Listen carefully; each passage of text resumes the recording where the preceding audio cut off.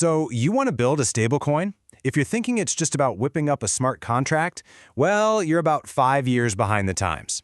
Today, we're going to pull back the curtain on what it really costs to launch a regulated, institutional-grade digital dollar. Let's get into it, and you'll see why this isn't about building a treehouse anymore, it's about building a bank. Here's the best way to wrap your head around this massive shift. Back in, say, 2020, launching a stablecoin was kind of like building a treehouse in your backyard. You'd spin up a simple token, pinky swear that it was backed by something, and that was pretty much it. But fast forward to today, and that treehouse has been bulldozed. Now you're expected to build a full-blown bank. It's a regulated financial instrument, a core piece of financial infrastructure. And that trust me backing? No way. Now it's all about fully audited reserves. The game has totally, fundamentally changed.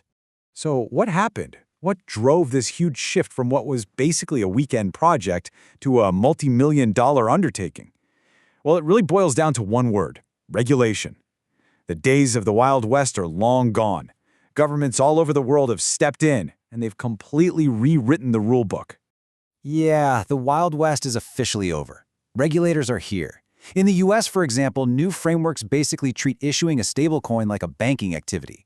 Hop over to the EU, and you've got the MiCA regulation, which calls stablecoins e-money, putting them in the same bucket as other serious digital payment services. And it's not just them. The US, Singapore, the UAE, you name a major financial hub, they've got rules now. And what does that mean for you? It means licenses, compliance, audits, and a whole lot of reporting. And this new regulatory reality, it leads us to what is probably the single biggest misconception about building a stablecoin. Most people, especially founders and investors, they think it's a tech problem, a coding challenge. But honestly, the code is now the easy part. This is where we flip the whole thing on its head. You see that tiny 20% slice of the pie? That's the token. That's the smart contract that mints and burns your shiny new stablecoin. The other 80%, that massive chunk, that's everything else.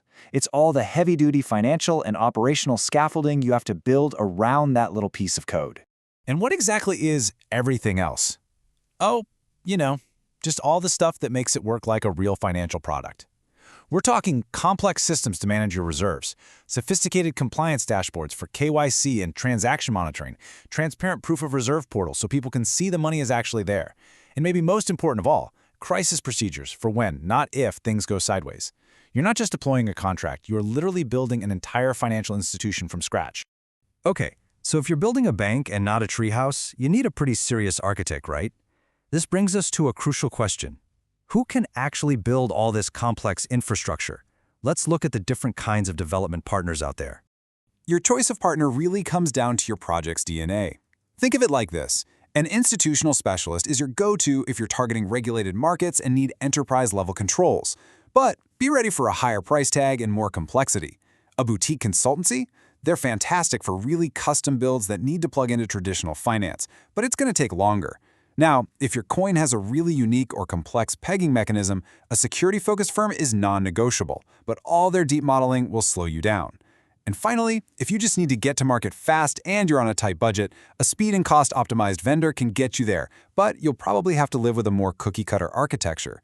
There's no one-size-fits-all answer here. It's all about understanding these trade-offs. All right, let's talk about the one thing most vendor websites conveniently leave out. We've talked about all the complexity, but what's the actual bottom line all-in price tag? You might get a quote from a development shop that looks something like this: $120,000. And you're thinking, okay, hey, that's not so bad, I can handle that. The problem is, that number is just for the 20%. That's the price to build the treehouse, not the bank. The very first reality check is going to be security. You're handling real money here, right?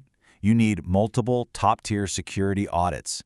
Just one of those can run you over 150 grand, and any serious project gets at least 2, sometimes 3. All of a sudden, poof, your budget just tripled to over $400,000, and you haven't even launched. Okay, what's next? Making your token actually usable. Because, let's be honest, a stablecoin with no liquidity is just a useless piece of code. To get listed on exchanges and to hire market makers, those are the firms that make sure it actually trades at $1, you are looking at another huge expense. Budgeting another, say, $700,000 for your first year of listings and liquidity isn't crazy. It's essential.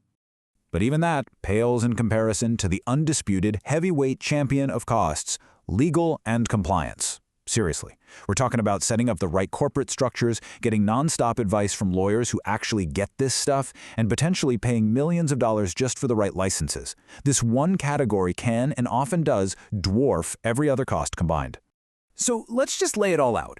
When you factor in the actual development, the crucial audits, the liquidity to make it work, the exchange listings to make it accessible, all the legal and compliance work, plus ongoing operations, you can see how these numbers stack up fast. That first dev quote is just the tiny tip of a very, very big iceberg. So here's the number that matters. Your actual first-year cost to launch a serious, regulated, institutional-grade stablecoin is likely going to land somewhere between $1 and $5 million. And that's often before you even pay your team or run a single marketing campaign. This is the new reality of building financial infrastructure, and it means only the most well-funded teams can even step into the ring, which has huge implications for who gets to build the future of money. Okay, I know that's a lot to take in, but just knowing this reality is half the battle. The other half is being ready for it. So how can you vet a potential partner to make sure they're not still living in the treehouse era? Here's a quick checklist for you. You've got to go way beyond their technical sales pitch. Ask them to show you live production examples of their work on mainnet. Grill them on how they handle reserve management, and ask them the scary question: what's your plan for when the peg breaks? Get super clear on their security process, figure out who owns the code and IP, and nail down what their post-launch support actually includes. And most importantly, challenge them on their experience in your specific regulatory jurisdiction and their strategy for getting liquidity. Their answers will tell you everything you need to know about whether they're selling you a treehouse or a bank. And that brings us to the final question every single founder in this space needs to ask themselves. We now know the code is the easy part. It's the cheap part. The real challenge and the real cost is in the reserves, the compliance, the operations, the liquidity, everything else. So the question isn't, can you build the token? It's, is your project truly ready for everything else? And maybe more importantly, what does it mean for the future of money when only the biggest players can afford to answer yes?